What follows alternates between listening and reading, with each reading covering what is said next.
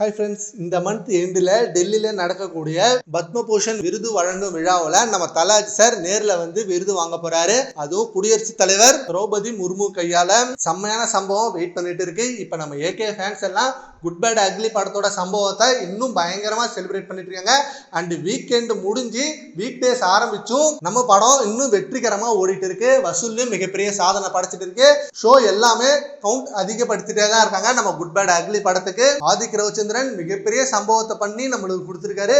Pure fan boy சம்பவம், frame by frame நம்ம AK fans செம்மையா செலிப்ரேட் பண்ற விதத்துல வச்சிருக்காங்க.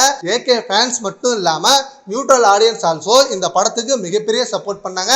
அண்ட் ஃபேமிலி ஆடியன்ஸுக்கு ஈஸியாக கனெக்ட் ஆகி அவங்களும் இந்த படத்தை ரொம்ப என்ஜாய் பண்ணி பார்த்து பழைய அஜித்தை பார்த்த மாதிரி இருக்கு, அஜித்தோட நடிப்பு செம்மையா இருக்கு அப்படின்னு படத்தை பத்தி செம்மையான ரிவ்யூ கொடுத்துருந்தாங்க. வீக்கெண்ட் எல்லாம் ஹவுஸ்ஃபுல் ஷோவா போயிட்டு இருந்தது. ஏகே ஃபேன்ஸே சும்மா ரிப்பீட் மூட்ல படத்தை என்ஜாய் பண்ணிட்டு இருந்தாங்க. அண்ட் படத்தோட தேங்க்ஸ் கிவிங் ஈவெண்ட் கூட இப்ப சென்னையில நடந்தது. அதுல எல்லாரும் செம்மையான ஸ்பீச் கொடுத்தாங்க. ஆதிக் ரவிச்சந்திரனா இருக்கட்டும், பிரசன்னா, அர்ஜுன் தாஸ், பிரியா வாரியர், ரெடின்ஸ், இப்படின்னு ஏகப்பட்ட பேர் நம்ம படத்துக்கு சூப்பரான ரெஸ்பான்ஸ் கிடைச்சிருக்கு. ரொம்ப ஹாப்பியா இருக்கும் அப்படின்னு சொன்னாங்க.